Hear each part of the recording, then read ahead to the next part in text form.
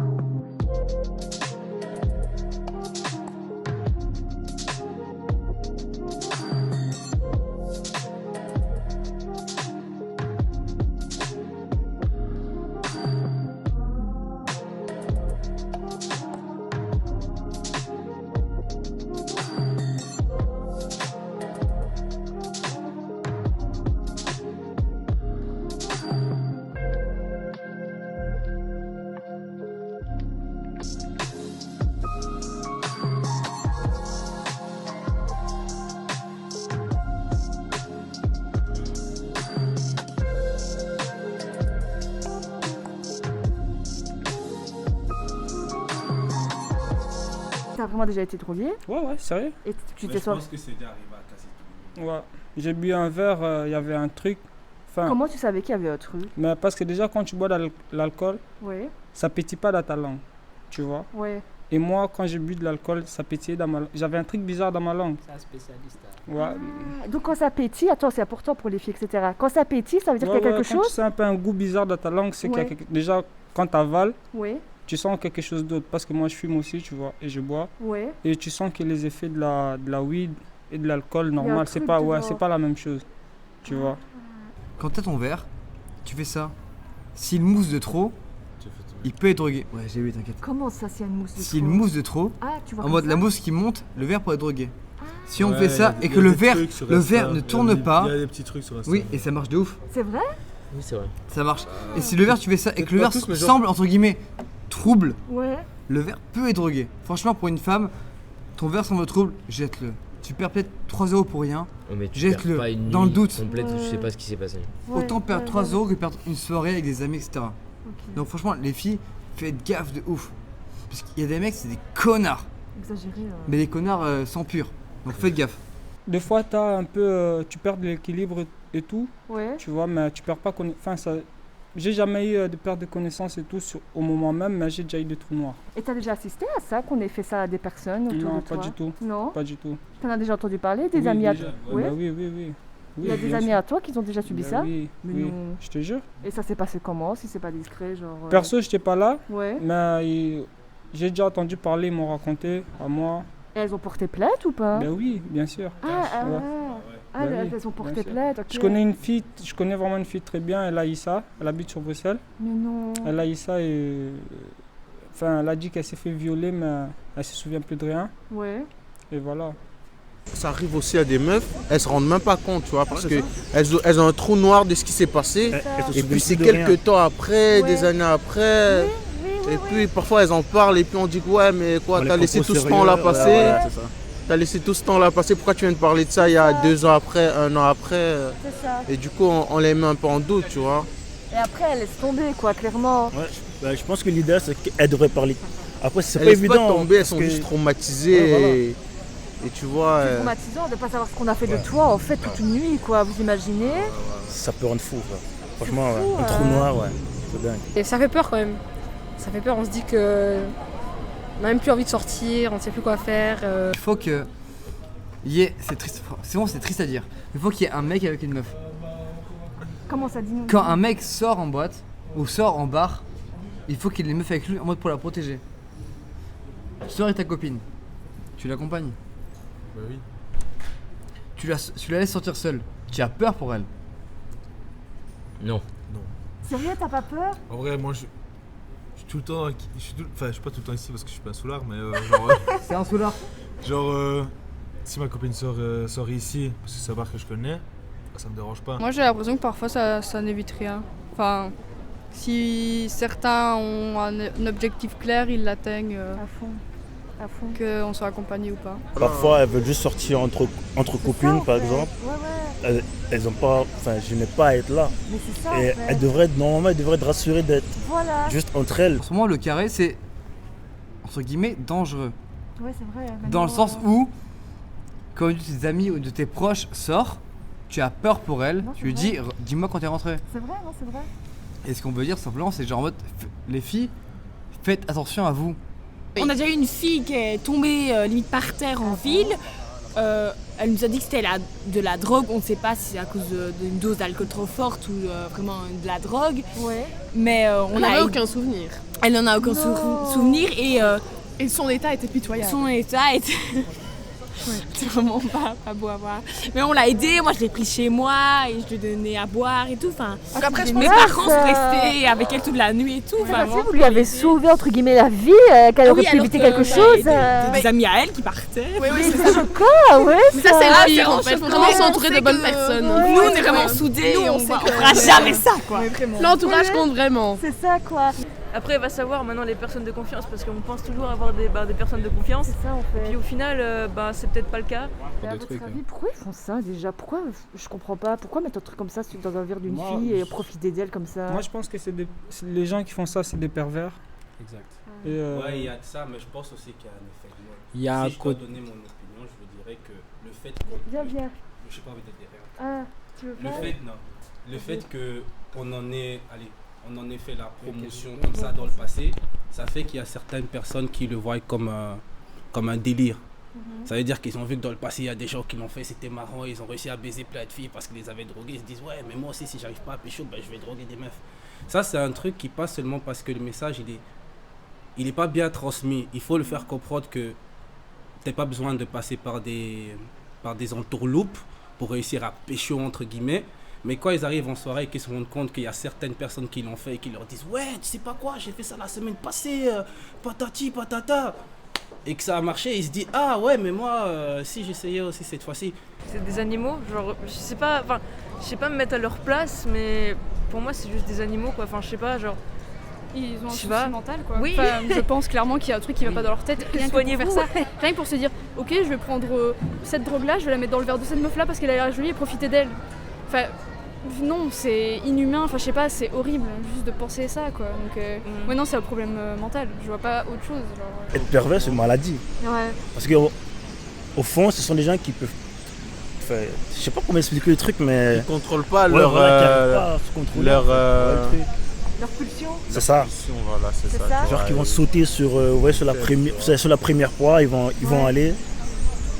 Ils ont juste un seul but, c'est assouvir, c'est juste pour leur plaisir. Pour moi, c'est des lâches, en gros. Ouais. Pour moi, c'est des lâches. C'est dégueulasse, mais voilà. Pour moi, je les vois personnellement, je les vois comme des malades, en fait, on va dire. J'ai déjà connu des filles qui se sont fait droguer dans une soirée, on va dire, intime. Ouais. Donc ça veut dire qu'on peut reconnaître les coupables. Et alors que ces coupables présumés, ce sont, on va dire, des bêtes cheap, quoi. Des garçons qui n'oseraient même pas faire ça à une meuf, quoi. C'est des mecs qui n'oseraient même pas prendre une meuf par la force, mais ils l'ont droguée juste pour le délire. Ah, je l'ai droguée, elle était défoncée. Donc je pense que si on s'arrête juste sur l'acte et les condamner sans vraiment sensibiliser l'arrière et tout ce qui se passe derrière, ben ça ne changera pas grand-chose. Ils aiment la vulnérabilité, hein. Le contrôle, la vulnérabilité, et que c'est des gens qui ne sont pas nets dans leur tête et qui recherchent à être plus puissants peut-être ou avoir le contrôle sur les choses et qui ne l'obtiennent que par ce genre de méthode. Ou alors peut-être des gens aussi qui sont plus introvertis et qui n'arrivent pas dans la vie en général à avoir ce qu'ils veulent et qui sont obligés d'utiliser des méthodes si tristes pour atteindre leurs objectifs. C'est juste de voir les choses réellement comme elles sont, tu vois, parce que comme je t'ai expliqué, pour mon cas, ce que j'ai vu, c'était vraiment des gens que j'avais envie de les frapper parce que c'était on va dire des tapettes, quoi, des couilles molles, mais ils ont osé droguer des meufs dans de mauvaises intentions, mais en plus après, ils étaient là en mode ouais, mais désolé, c'était juste pour voir si c'était vrai. Ah non, t'as vraiment vécu ça, genre? Bah oui. Dans une house party, on était genre 7, 8. Donc on sait exactement. Vous avez fait à ces personnes-là? Mais comme je t'ai dit, dès que tu te rends compte que c'est des imbéciles, tu veux leur faire quoi? Mais ils n'ont pas abusé des Non, ils n'ont pas abusé. Ah, c'était vraiment pour voir si la drogue marchait? Ben, c'était vraiment à leur tour aussi essayer le truc et peut-être qu'ils allaient faire quelque chose par après. Mais... Oh mon Dieu. Mais je connais des filles qui ont déjà revu leur violeur. Et c'est dur, ouais. Elles osent rien faire, ah ouais. Ben, elles peuvent rien faire. Elles ont l'impression d'être faibles en fait face à eux, tu vois. Et ça, je trouve que c'est grave. C'est horrible. C'est dur. Déjà, c'est monstrueux de faire ça, hein. Genre, on est tous d'accord pour le dire, je pense. Mais je pense que aussi, il y en a peut-être dans le tas qui sont monstrueux, mais font ça en mode ouais, ça va peut-être lui plaire ou je sais pas. Je sais pas, mais genre, ils sont vraiment monstrueux à ce point-là. Et c'est absurde de se dire ça, mais genre, j'essaie d'imaginer le pire, quoi. Enfin. En plus, parfois le matin, là, je sais jamais, c'est pas ce qui s'est passé, bah t'as pas kiffé. C'est vrai, t'as raison, c'est trop ça en fait, c'est ça exactement. Et c'est vraiment atroce, enfin, genre non, on n'aime pas ça, enfin, personne n'aimerait ça, se réveiller dans un endroit où on connaît pas, genre. Mais ouais, non. Un mec dégueulasse sur toi, transpirant et t'as été drogué, genre non, ça me fait pas kiffer. Genre un scénario de film d'horreur, quoi, pas de... On sait pas trop comment éviter le truc, donc on sait pas déjà quand quelqu'un mène quelque chose dans notre verre. Du coup, je sais vraiment pas quoi faire. Moi je suis français, je fais mes études sur Montpellier et toutes les soirées que je fais, en boîte, en bar et tout, toutes les filles contre le GHB, elles ont des sortes de capotes qu'elles mettent sur leur verre où en fait elles plantent leur paille avec une capote et elles ont rien qui rentre dans le verre. Et c'est contre le GHB. Donc en fait c'est proposer des petites cups, des petites capotes de verre qui sont donc adaptables à tout type de verre et donc pouvoir les mettre et être sûr que rien ne rentre, aucun comprimé ne rentre dans son verre et pouvoir le consommer tranquillement. Il y a des étudiants qui ne voulaient pas sortir ou qui ne voulaient pas consommer d'alcool ou s'amuser tout simplement parce qu'ils avaient peur de cette drogue du violeur. Ah mais moi justement j'ai un projet à l'école en fait, je travaille justement pour ça. Et en fait c'est contre la drogue du viol. Oui. Et c'est un espèce de plastique qu'on met autour de son verre. Oui. Et il y a juste un petit... Oui voilà exactement. Il y a juste un petit trou où on peut glisser sa paille. Et du coup puisque le verre est protégé, on peut pas mettre des pilules ou quoi dedans, tu vois. Et c'est contre la drogue du viol par exemple. Il y a aussi autre chose. Toutes les filles ont aujourd'hui elles ont un vernis. Quand elles trempent leur doigt dans leur verre, le vernis change de couleur. Et en fait s'il change de couleur, c'est qu'en fait le verre est drogué. Mais après c'est un peu chiant à faire parce qu'en soirée t'as pas le temps forcément de tremper le doigt. Et où que tu trouves ce genre de vernis, ça se trouve forcément dans tout ce qui est BDE, dans tout ce qui est école et tout, ils l'ont. Et il suffit de se renseigner, ça se trouve bien, c'est facile.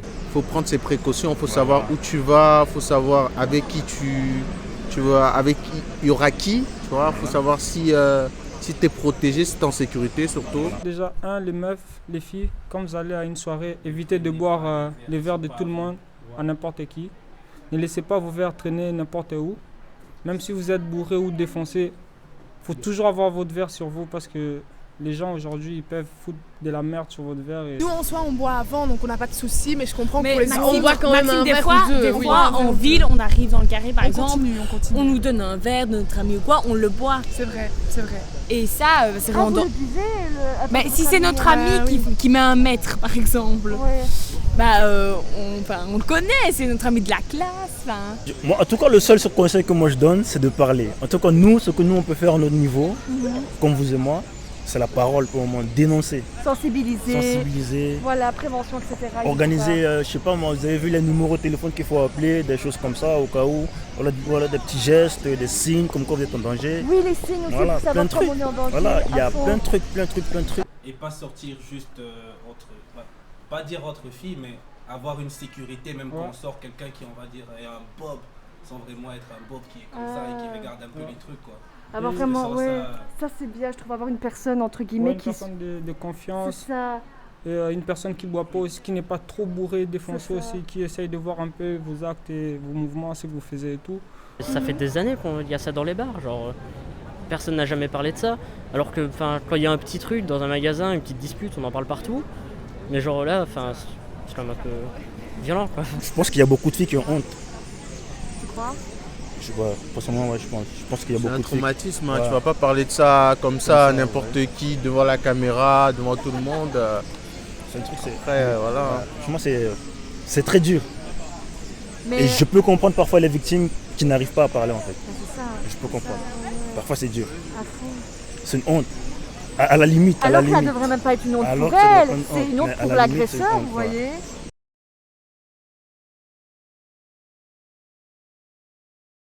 Voilà, c'est la fin de la vidéo. Un grand merci à toutes les personnes qui ont parlé, qui ont osé parler. Un grand merci à vous. Si tu as aimé la vidéo, n'hésite pas, aime, partage, abonne-toi. Et surtout, un énorme courage aux victimes qui ont subi ce genre d'actes horribles. Et surtout, il faut parler et pas se taire. Parler. Tu peux expliquer c'est quoi en fait? La claque, c'est un concept store, on fait des showcases dans le magasin, on vend des vêtements, des marques, on vend aussi de la frime. Donc n'hésitez pas à dépasser, c'est un vrai concept, c'est un vrai mood sur Liège. Si la fille se reconnaît,